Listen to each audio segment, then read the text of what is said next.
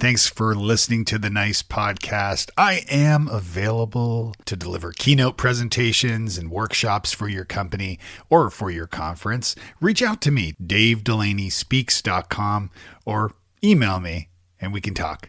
Now on with the show. As a business-to-business marketer, your needs are unique. B2B buying cycles are long, and your customers face incredibly complex decisions. Isn't it time you had a marketing platform built specifically for you? LinkedIn ads empower marketers with solutions for you and your customers. LinkedIn ads allow you to build the right relationships, drive results, and reach your customers in a respectful environment. On LinkedIn, you'll have direct access to and build relationships with decision makers. Of the 875 million users on the network, 180 million are senior level executives. 10 million are C-level executives. You'll also be able to drive results with targeting and measurement tools built specifically for B2B, and they work. Audiences exposed to brand messages on LinkedIn are 6 times more likely to convert. LinkedIn is the social network that drives the most visits to my website. From all the different articles and interactions that I do on LinkedIn, I have to tell you, LinkedIn is awesome. Make B2B marketing everything it can be and get $100 credit on your next campaign. Go to linkedin.com/MPN to claim your credit. That's linkedin.com/NPN. Terms and conditions apply. Embrace change, seek it out. It stretches you, it makes you uncomfortable, but that's how we all grow up. Nice. Nice. Nice. Nice. Nice. Nice. Nice. Nice with Dave Delaney. Welcome to the Nice Podcast, all about communication, collaboration, and becoming better leaders. I'm your host, Dave Delaney from Futureforth.com, where we help fast-growing tech companies retain talent, improve culture, so you can have happier, more connected teams.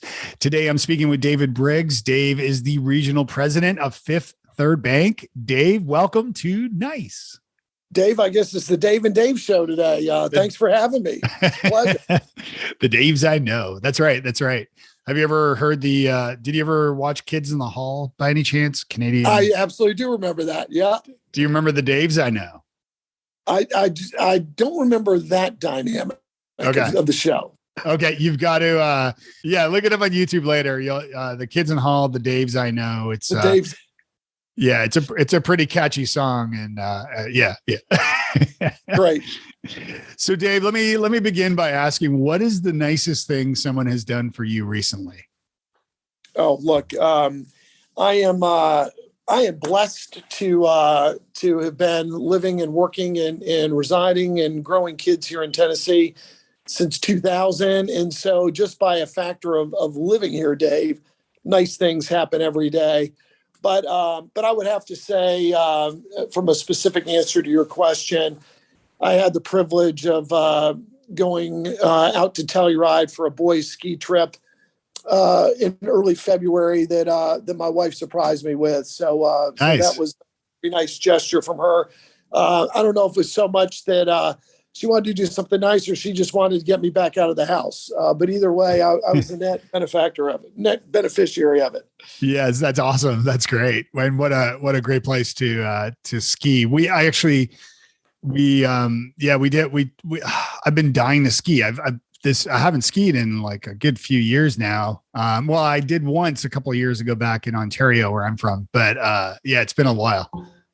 Well, we've learned and experienced so much in the pandemic and so much, honestly, Dave, that I think we took for granted going into it, or I certainly did.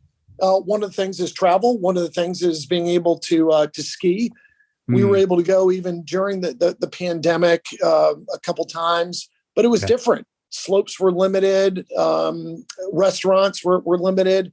The logistics of travel, we all know, has been changed. So what used to be a much more straightforward endeavor has been further complicated. But it's nice that this year was a step much closer to normalcy in that regards. Yeah, it was. We went over to Switzerland over the holidays, and my brother lives over in Bern, and he took us all sledding. I forget the name of the mountain, but it's basically like the tallest mountain, I think, in Europe. And Yeah. And I mean, that was a ski hill, but we actually went sledding, and it was Fun. this epic sledding, like an hour and a half to the bottom of the mountain.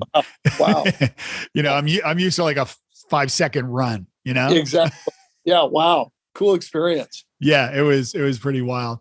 So let me ask you, who was someone especially nice to you in your career? I've been a career banker, Dave. I've been in the industry for 33 years. I have been blessed with an abundance of managers, bosses, mentors. Matter of fact, for whatever reason, just kind of went through a list not too long ago, and I've reported to 25 different people throughout my career, and everyone has been different. Everyone has been unique. But I have just been privileged with having great relationships through that. But if I had to pick out one, I spent 27 years at Bank of America, who took great care of me. And then in 2016, I decided to have a significant pivot. And I left to follow an executive that had been at Bank of America over 35 years and left during the Great Recession, Dave, and started a bank. And it had culminated in 2016 to where he had grown in South Florida and in the Carolinas and was ready to really launch in earnest Tennessee.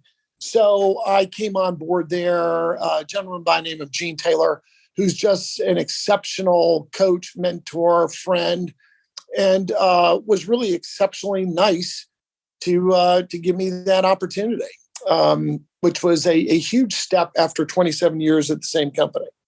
Yeah, that is huge. What made you stay at the same company for 27 years? It's a great question in a myriad of aspects. One, challenge. Two, a sense of loyalty. Three, friendships that are spawned throughout our work relationship. One of the things that I just think is I talk to my kids. They both graduated college last spring and entered the workforce. And so that, among other relationships, mentoring and discussing what you look for in a company, one of the great privileges is at some point in time, a work relationship magically trips over to personal friendships. Mm-hmm. And after 27 years, I had a lot of personal friendships that were through there. But as we all know, so that in combination, as well as they afforded me a great opportunity for change. Even though I was with one company, I moved 6 times in 10 years in North Carolina before we settled in 2000, all a variety of commercial banking roles. And then in 2005, we started a focus on government sector, and I had the chance to really lead that and learn and meet teammates outside of the geography that I've been working. And then in 2009, after Bank of America had purchased a long-time monoline credit card company, MBNA, that had incredibly deep partnership relationships of co-branded cards. So, Dave, if you think about any college and university that has a co-branded card, multiple retailers, airline co-branded cards, MBNA was the engine behind the vast majority of those. So I had the opportunity to go and help bring the rest of the Bank of America enterprise into those relationships. Great amount of fun, great challenge, except I was on plane, trains, and automobiles for literally 250 days a year, each and every year. And my kids were in their teenage years. My wife said, enough, you got to stop traveling so much. So then the Bank of America afforded me the opportunity to lead banking centers for Tennessee and the bulk of North Carolina for a year.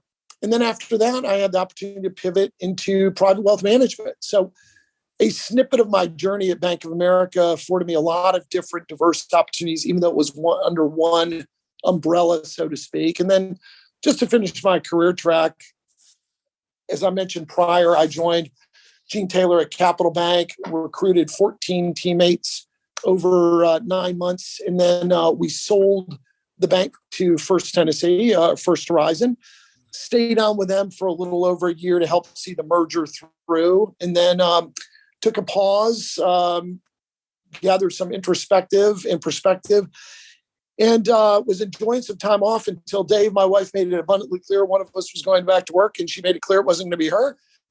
So I had the privilege of joining a lot of former teammates that I had worked with over the years that were over at Fifth Third. I've had the privilege now of being over at Fifth Third since 2018. A couple of things that stood out to me in that, especially in your answer to why you stay there for for I think it was 25 years, you said 27. Excuse me, 27 years. A couple of things that stood out to me, and these are things that I focus on with my company Futureforth and the consulting I do, is on relationship building, and how part of the challenges these days, especially with businesses that are remote, in part probably due to the pandemic, or that work even in a hybrid sort of model, but allowing especially when your team members are diverse and they're all virtual and they're all remote, is how you can build a culture and trust and loyalty to a brand or to a business when your team members don't actually meet in person. And this is part of what I've been talking a lot about lately with potential clients as well, and some clients, about doing retreats or doing at least offsites to bring everybody together, because you need to be in person to build relationships. You can't do like even long distance romantic relationships only last for so long. I mean, it's just, you have to meet up. Yeah. What are some of your thoughts on that? Because you talked about building these relationships and friendships that have grown, through your career over that 27 year span. Tell me a little bit about your thoughts. Yeah. No, you're so right, Dave. And again, as we mentioned a couple of times already, the pandemic taught us a lot. And one thing, I give corporate America an A+ on being able to pivot swiftly and get jobs done. By and large, I talked to, one of the privilege of being a banker, Dave, is I'm under the hood of so many different businesses across so many different industries, across so many different geographies. But a common theme was many of them pulled off work that they never thought they'd be able to handle remotely or virtually prior to the pandemic. So the pandemic forced us out of our comfort zone and to do our jobs. So can we get jobs done remotely? Absolutely. But how do you develop talent? We are such a collaborative industry. Our company is all about collaboration and teaming. We're all about bringing in new folks to the workforce, to the company. And there is no way, in my opinion, you can develop talent as effectively than being in person. And so does that mean you have to be in in-person environment? No, but you have to supplement it with having gatherings, having retreats, having elements of catalyst of where you can be a person. I think you absolutely have to. You just can't. Relationships happen over time and being with people in person. And, one of the adages I used to use in the past is, if you ever really want to get to know a teammate, go travel with them. You get stuck in an airport for 4 hours with somebody. Matter of fact, our teammate that runs our client support group, she and I got stuck in LaGuardia Airport for 8 hours, and neither one of us have ever been the same. And you really get to know somebody when you have that amount of time idle, particularly if you're stuck in LaGuardia. If any of you have experienced that dynamic. So I have, yes. No substitute for being in person. And then the other thing I would just mention on just the whole being back in the office dynamic, banks in general, and certainly at Fifth Third, we talk about our banks prosper when our communities prosper. And honestly, I never really set a lot of introspection on that until the pandemic, when I realized the place where I grab a burrito 3 times a week really relies on me being involved in the community.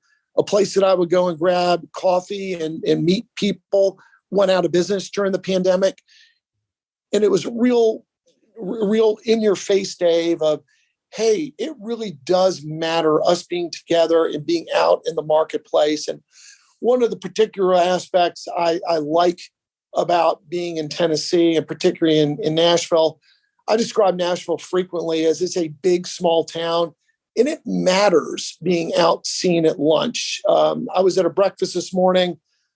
networking, and I ran into two other tables of folks that I needed and connected and saw that stuff matters and makes a difference.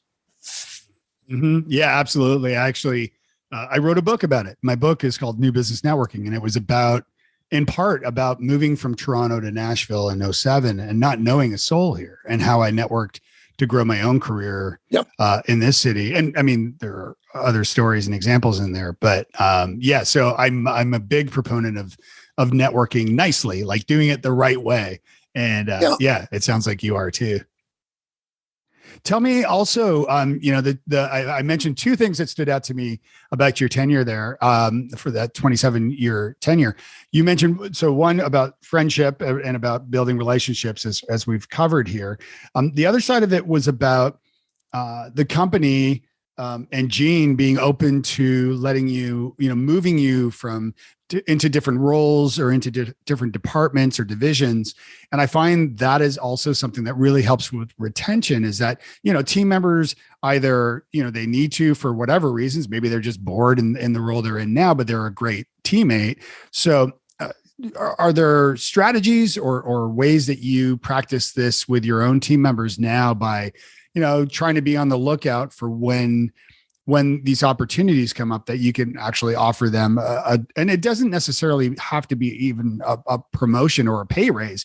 Even just moving someone into a different department can greatly help with retention. So tell me a little bit about that. Absolutely. And I think, like so many other aspects in business, Dave, it all comes down to process and discipline. So we have a very disciplined process here at Fifth Third. Matter of fact, ironically enough, we have a talent planning session here for our Tennessee teammates this afternoon, where all of the business line of leaders will get together. We have gone through, each one of our teammates fills out a profile on his or her background, as well as what desires they have for future career aspirations. And then we also, as leaders, sketch in the development plans that we're working on with each one of these respective teammates. So that's part of the process. And what we will do this afternoon is talk about person by person. Where are they in their journey? Are they in the right spot?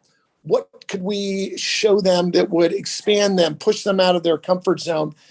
I had a teammate years ago that I was catching up with Dave, and he remarked just was asking, how are things going? He said, I lost such and such to this other department.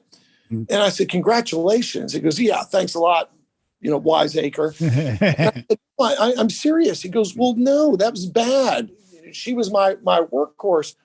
I said, no, that's great. I said, to me, as you're going through figuring out what your main accomplishments for this year, I would put at the top of your list that this teammate grew under your leadership, under your role, and was able to do something different. That's good news.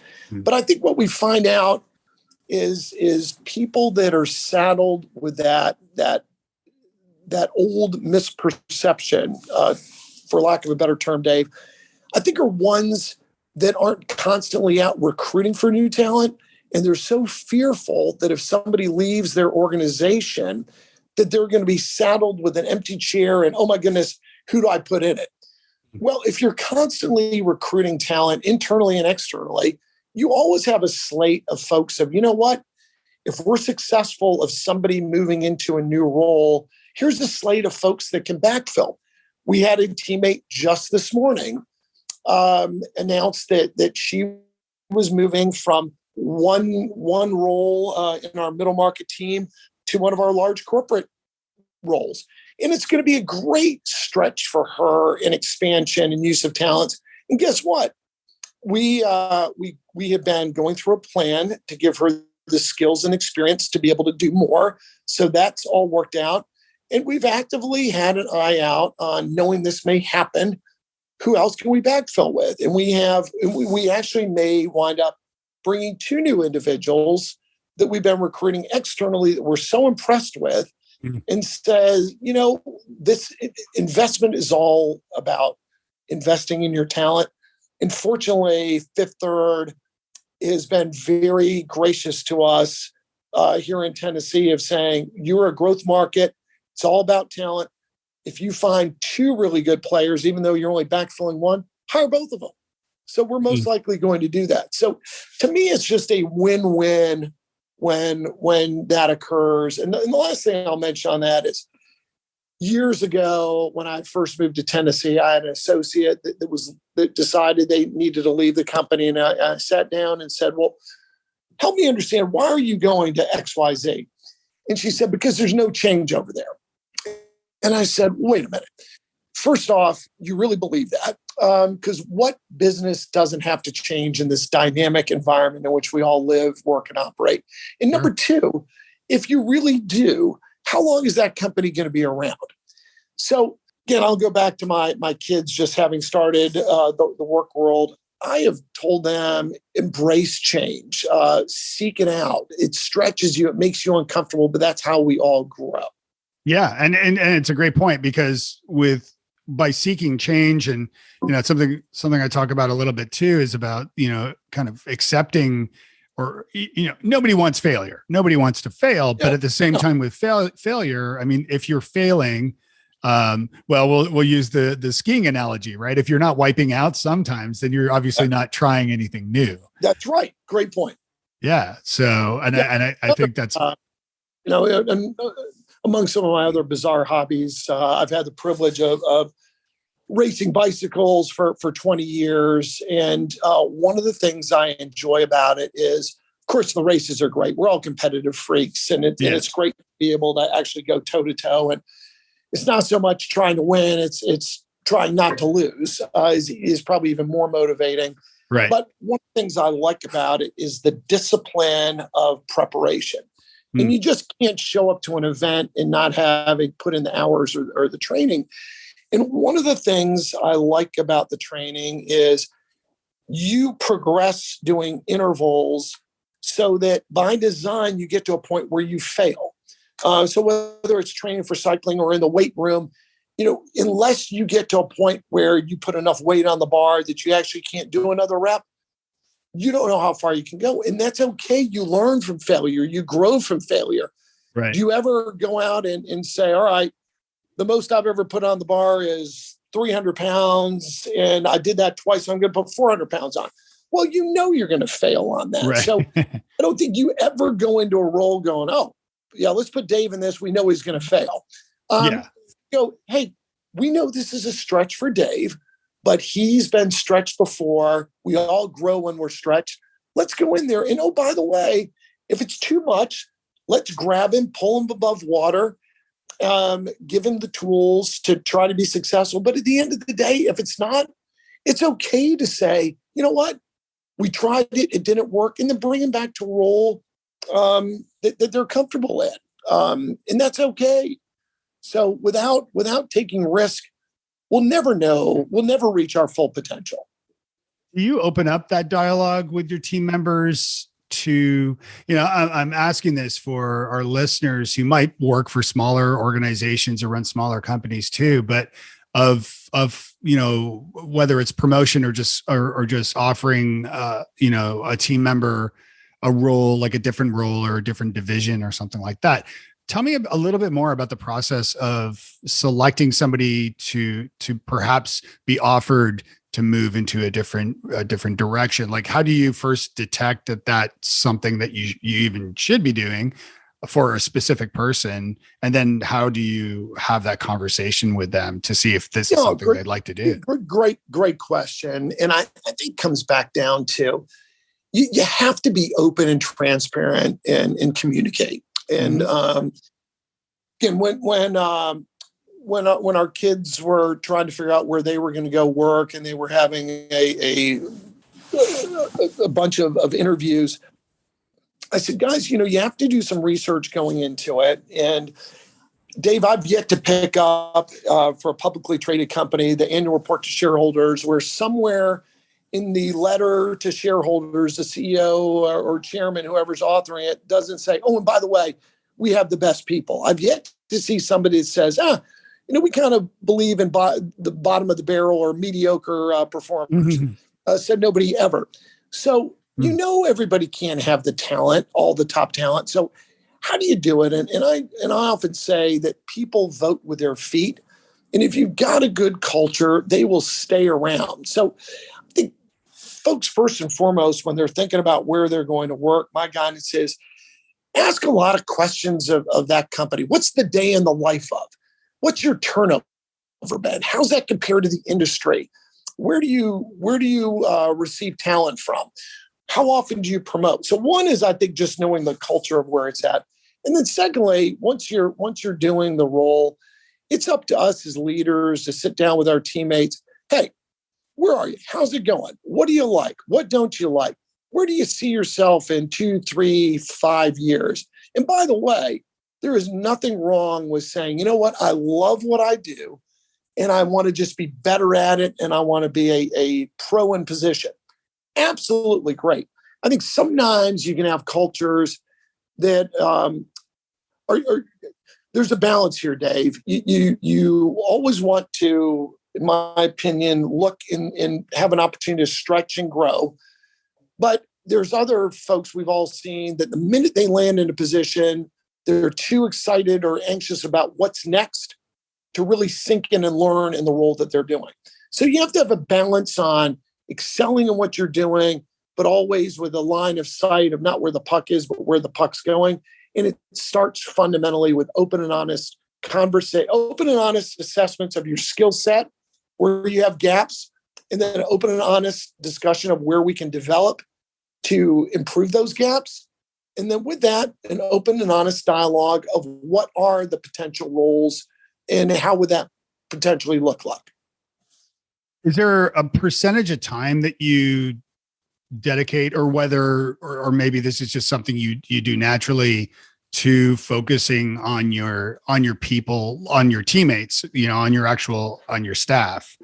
Because you've got a pretty busy schedule, I would imagine.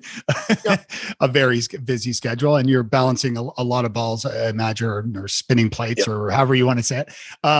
Is there a percentage of time that you focus, or how do you remind yourself, I've been working on client acquisition and making sure we're bringing on new clients so much that I need to shift gears here and think about our teammates? Is it something you're mindful of, or how does that work? Content marketing, SEO, competitive research, advertising. Sounds like a large scope of work you need to get done. How about full digital marketing control over your business? SEMrush can be your right hand for that. It has over 50 tools and reports to cover any online marketing activities. No more switching from one service to another. Get a 14-day free trial and watch your business grow.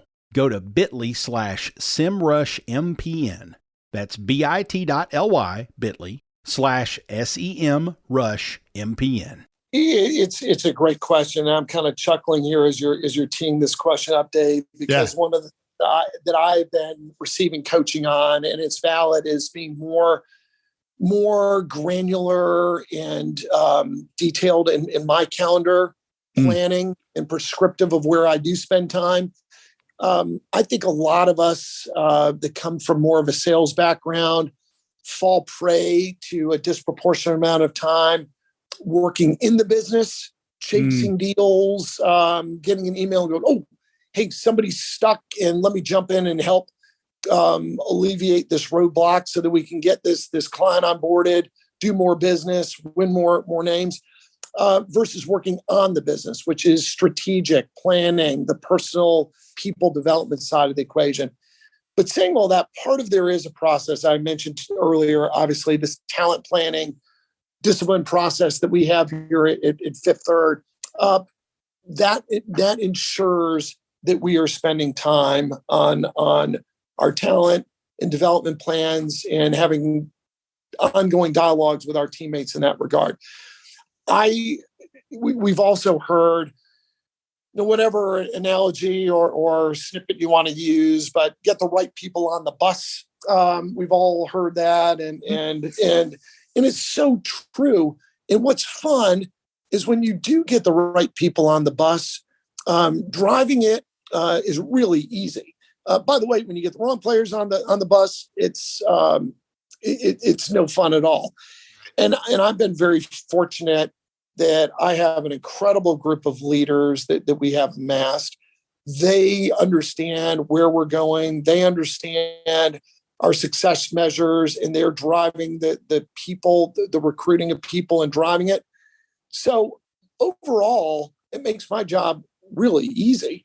But what I enjoy doing is beyond running the process and then doing my part to recruit talent for my Rolodex or accelerate revenue cycles by my Rolodex of company owners, high net worth families, individuals, et cetera. But I just like roaming the halls, popping in door to door on a daily basis when I'm in the office, or if I'm not, I'm on the phone. Hey, how you doing? What's going on? Everything going well? No agenda other than just being spending time. It was kind of like those teachable moments with your kids. You never can really chart out when it's going to happen. It happens when you spend enough time with your family. So the same thing, you never can really figure out when that true coachable, teachable moment is with your teammates unless you're spending enough time with them and something pops up and go, here it is. When this meeting with this company is over, I saw two specific things that's illustrating exactly what I've been trying to talk to them about. But you see it live and in color, and it gets amplified because they just saw it. But that never happens if you don't spend time out with your teammates. Yeah, no, that's great. It's a great way to be making yourself, just by walking the halls and popping in to say hello. I mean, that also makes you a friendlier, more approachable leader, because oftentimes fear can slow things down and definitely, affect communication internally as well. So it's great to be that way. Yeah, David, just kind of on that note as well, I really view successful leaders as one that are really there for their team to alleviate roadblocks, give them the tools they need to be successful. And if anything, we work for them, not the other way around. And actually, just personally, I've never cared for the phrase, I work for somebody or somebody works for me. First off, we work for our clients, our customers, and our shareholders, if we're going to pick something, in my opinion. And if anything, myself is being privileged of being the president of Fifth Third for Tennessee. The folks that work in Tennessee don't work for me. I work for them. And if I'm being successful, I'm finding out what gaps they have, what barricades or barriers they have, and doing the best from my position, my seat, my chair, my internal network to solve those challenges or problems so that they can be even more successful with their clients and customers. And then if they're successful in clients and customers, we're going to be successful as a marketplace. We're going to be successful as a company, and I'm going to be very happy. Yeah, no, all things make sense to me, and it impresses me that you've been doing this for so long and staying with businesses, with specific companies or banks for so long as well. And I think in this day and age, people, I mean, you often hear like stats and information about the fact that don't expect to work for the same employer for your whole career. Yeah. I mean, you're gonna jump and move around, but then I look at you and your career, and the fact that you've really stuck it out with a couple different banks through your career. And then I was also reading about your dad and how he was a career guy in corporate for IBM. And how long did he work with IBM for? 35 years. Exactly. 35 years. That's great. You say just a little snippet on that. So Dad was obviously a very loyal person. And I got a phone call. I was probably 8-10 years into my journey at Bank of America, and a recruiter called me, and we were chatting and went through my background. And their comment, Dave, was, you've been with one company too long. That shows you're stagnant and not nimble. And so I happened to be talking to my dad about that, who was a very calm, balanced person, but that got under his skin. And he said, that is absolutely wrong. You need to be loyal to a company. If you're loyal to a company, they'll be loyal to you. And stretch yourself internally and strive to be the best wherever you're at. And all of that is is true. Now, I think that clearly when my dad started working in his career, people did have, it was frequent that folks had their entire career with one company. Yeah, sure. People were more loyal to their companies. Companies were certainly more loyal to their employees. And think about it, back in that generation, you didn't have a lot of job layoffs or reduction in force. And what it did is set huge shockwaves. So the paradigm of business has certainly shifted on that regard. But I think there's still a way. When people decide to change companies, and this can go both ways, Dave, we clearly there is we understand the equity somebody builds and their amounts of shares they hold in that company, or they're given through stock grants, options, et cetera. But you also have personal equity. And so when I decided it was time to leave B of A after 27 years, I had 27 years of personal brand equity built up at one company that was erased. By the way, that can sometimes be a good thing. Sometimes you need to erase brand. Yeah. But I think that's also a reason, typically, if somebody decides to leave a company to go to another one, why are they paid more? Well, you're taking more risk. You're wiping a slate clean, where if you're at a company a long time and something's in the gray area and you call and say, hey, Dave, I know this opportunity we're working on is a little bit in the gray area. I really believe in this. I'm asking you to lean in on it. Going, all right, hey, I've worked with Dave a long time. He's got credibility. He's never led me astray. I'm going to lean in on that. If you call after being there for 6 months going, oh, all right, who's this guy? I haven't heard of him. I'm probably going to be less apt to lean in. So that's just, there's not a right or wrong with it. It's just a truth and a natural element of dealing with humans. And you just need to realize that. You lived in France for 3 years. Where did you live? I lived in a suburb of Paris. Yeah. It was a great opportunity. I entered the third grade, went to the American School of Paris. My mom happened to be a Brit, Dave, and still had a fair amount of family in England. And so it afforded me a great opportunity, a relatively good young age, to get to know that side of the family. And also learn not only a different part of the States, obviously, but a different part of the world. And I was young enough that I remember it all, but I was still not old enough that I missed some of the unique elements of the high school relationships or the college prep standpoint, which would have been fine. But just as my course was, I think it happened at a really good age. And parlez-vous français? Un peu. Yeah.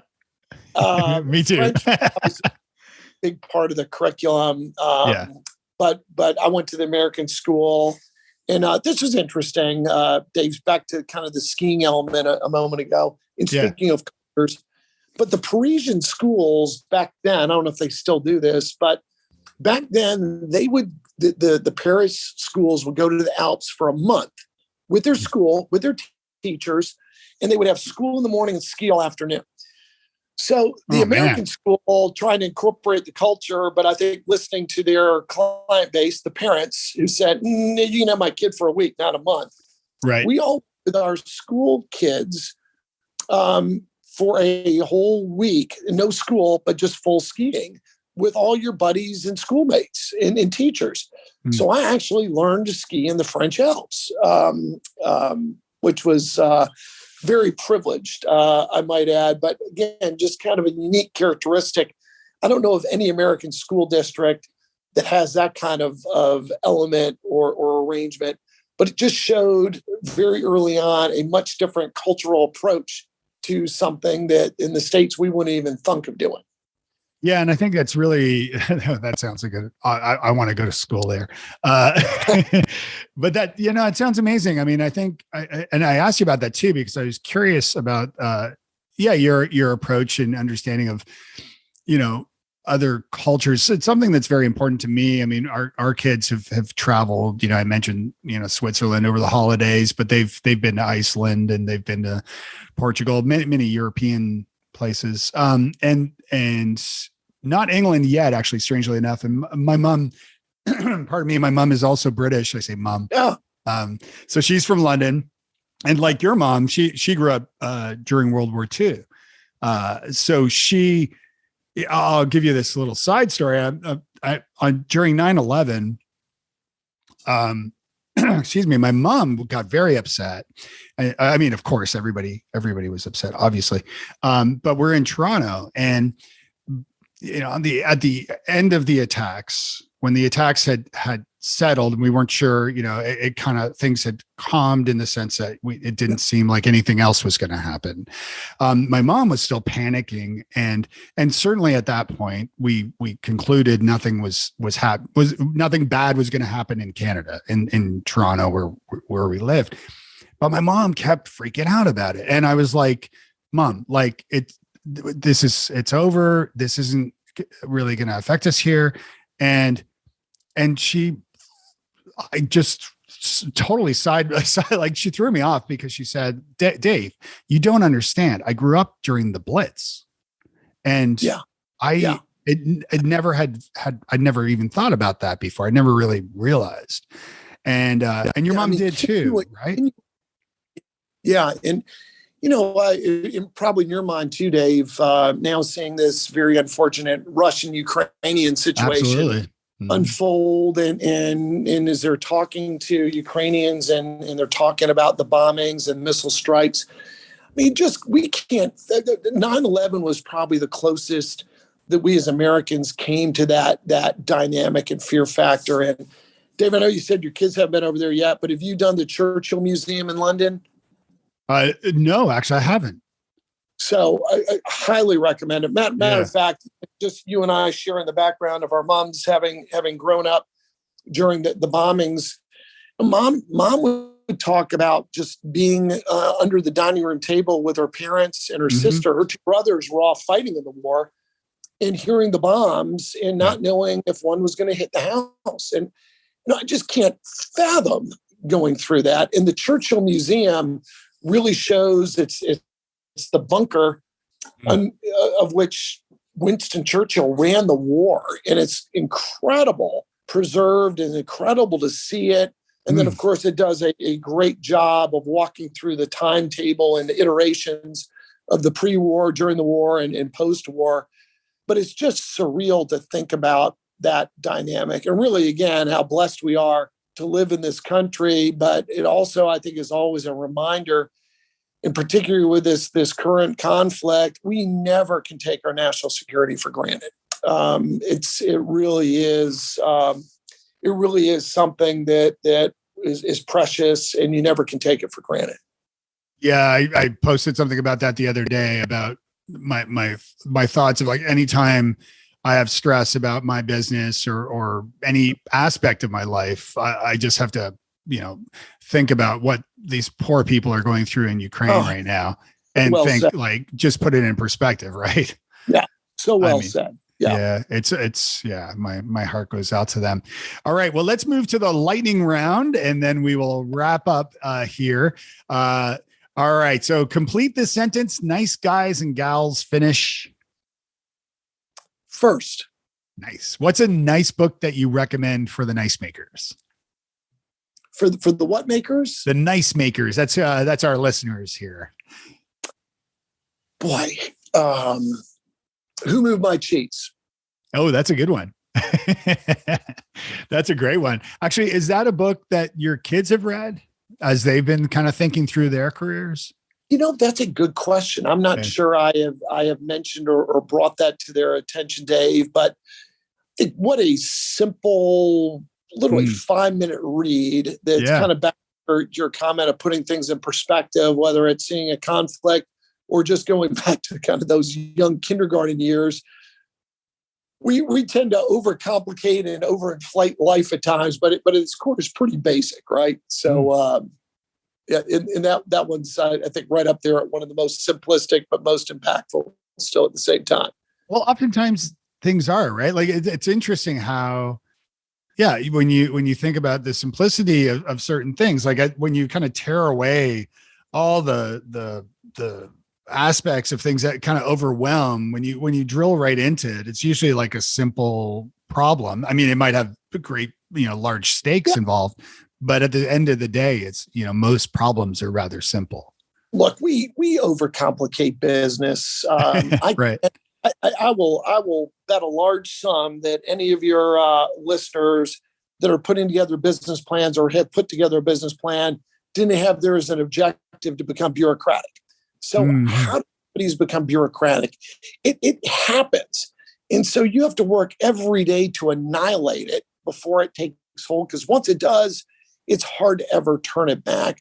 But at its core, if you get good people, help them understand clearly what your objectives are and what your success metrics are, and then get out of their way, but hold them accountable, businesses run pretty darn well.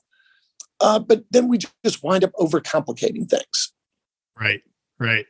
If you're not careful and if you're not disciplined on that. Yeah. How is Dave nice to himself? By allowing myself to exercise. Yeah. That's important. It's important. Yeah. We all deal with stress differently. And to me, exercise is just a great stress reliever, motivator. Again, we're fortunate that most times of the year here in Middle Tennessee, we can get outside and enjoy fresh air and beautiful views. And so I think all that is a real benefit.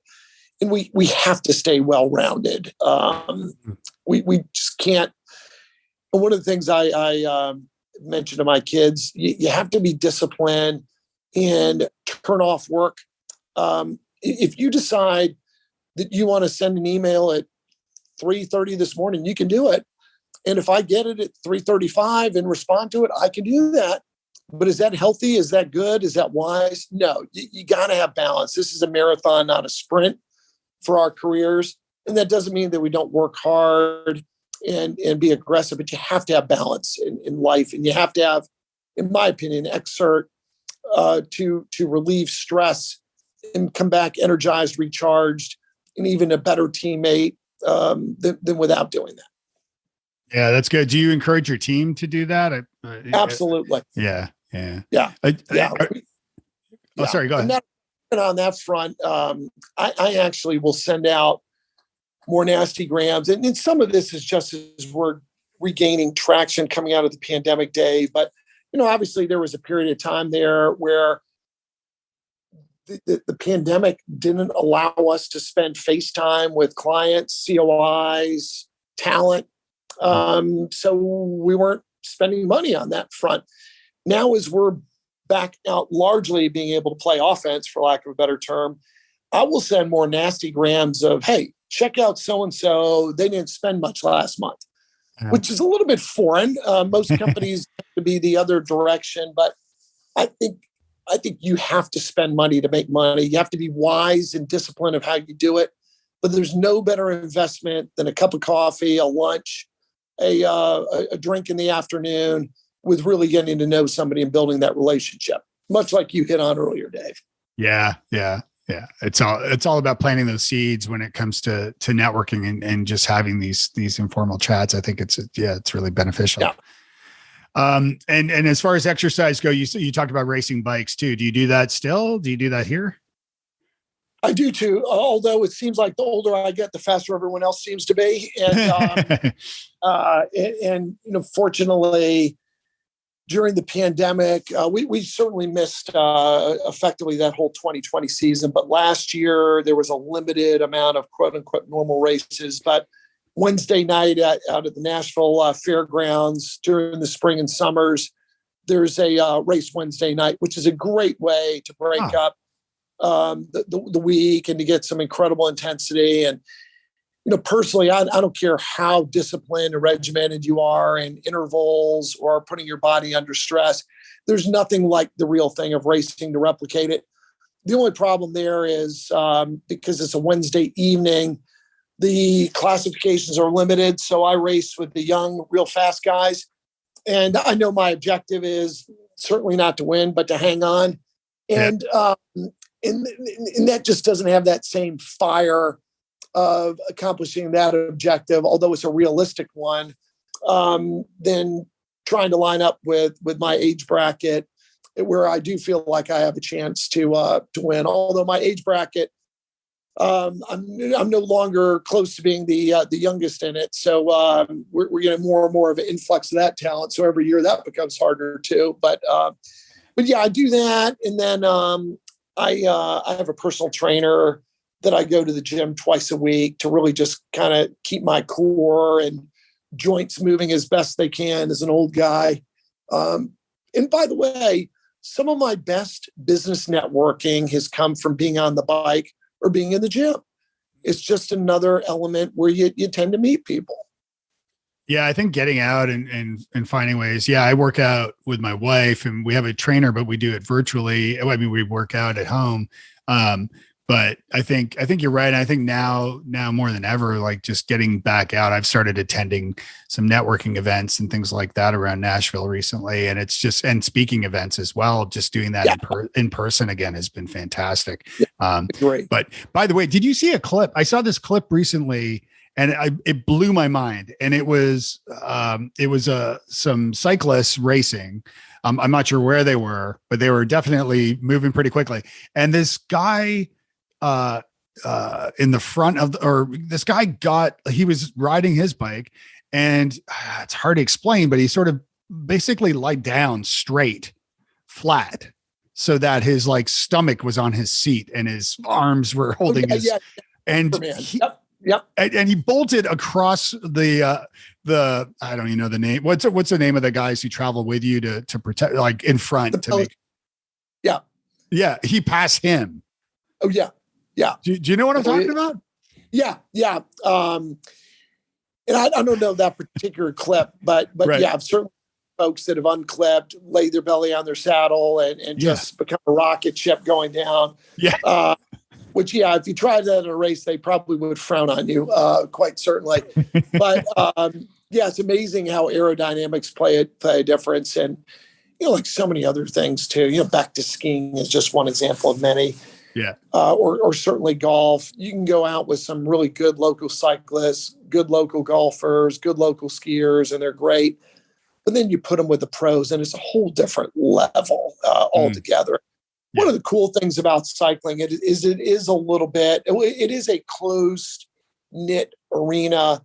And so I've had the privilege over the years of riding with a number of notable pros, and it's a lot of fun to do that. But then it's also eye-opening with just seeing the power output that these folks can put out. It's just incredible. And again, it's no different than going to a golf course and hitting your drive and then seeing the pros play there and go, my goodness, they hit it 60 yards further than my best drive. So it really is incredible, the exponential difference of a really good amateur to just even a average professional in their given sport. I am not a golfer. However, it's something I'm interested in learning. And I'm pretty good, like, with putt-putt. I'm pretty good with that. And I remember my dad came to visit me once in Nashville. He's was an avid golfer and bought the house on the green kind of deal. Of course, that season he pulled a sciatic nerve as soon as he moved in. So the whole season he sat there watching people golf and couldn't golf. I disappointed him many times because I actually went to like some of the best golfing in the world and didn't golf. So I called him from St. Andrews, for example. I was there in Scotland and he's like, oh, tell me you're golfing. I'm like, no, Pebble Beach, called him from Pebble Beach. Are you golfing? No. He's like, oh God, like you're in the best places Dave, in the world.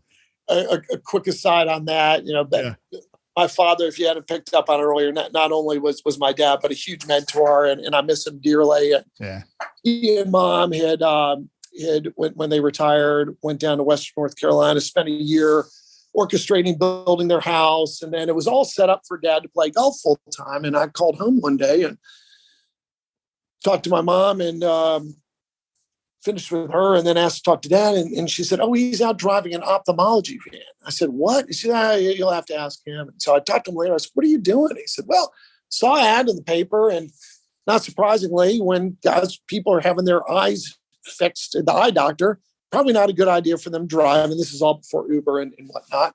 So I just decided, he says, I've always wanted to be a truck driver, but your mother wasn't going to let me do that. So I drive a couple times a week. And I said, wait a minute, what happened to the full-time golf? And he said, I realized quickly, golf is a whole lot more fun as a special occasion. Exactly. Yes. Yes. Back to the whole balance element, right? Right. As much as we enjoy having fun, whether it's cycling, working out, skiing, golf, whatever our respective passions are, part of, I think, what makes it great is that you get to do it on a special occasion. We've often said, I can't imagine the pressure of the folks that play golf for a living trying to do that and making a paycheck out of it would be just torture in my estimation. But that's why they're doing it. I'm not. Yeah. Dave, if you had a billboard, what would it say? I would say work hard, play together. I love it. I love it. Dave, how can people get a hold of you or learn more about what you do? Yeah. Thanks, Dave. You can email me at david.briggs, BRIGGS at 53.com, david.briggs at 53.com. And happy to talk to anyone. And Dave, thank you for the opportunity to visit. I've thoroughly enjoyed our time here together. And I should have started this way, but welcome to Nashville.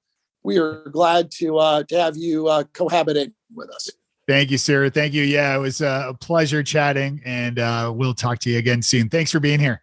Thanks, Dave. Thanks for listening to the Nice Podcast. Please leave a review if you enjoyed this episode at friend.nicepodcast.co. And you can find show notes, links to other episodes, and lots of other goodies over at nicepodcast.co.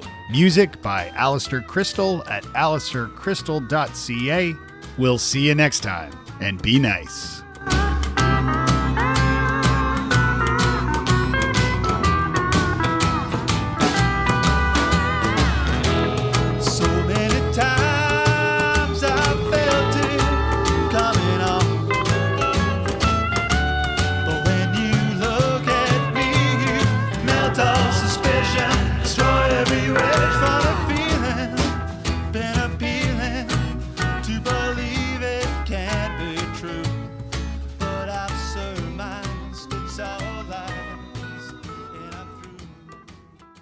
You may know you are listening to this show along the Marketing Podcast Network, but did you know there are other great shows on MPN to help your business? Izzy House hosts a great podcast called the Space Marketing Podcast. Izzy, tell us what these fine folks will get out of listening. Space Marketing Podcast is where we explore marketing principles, strategies, and tactics through the lens of space. I talk space with some very interesting industry professionals about their challenges and successes with marketing in the new commercial space economy. This show is for business leadership, entrepreneurs, and the space curious. Wow. And where in the universe can people subscribe? All of the major channels, and you can also find it on MPN and spacemarketingpodcast.com. You heard her. Go subscribe.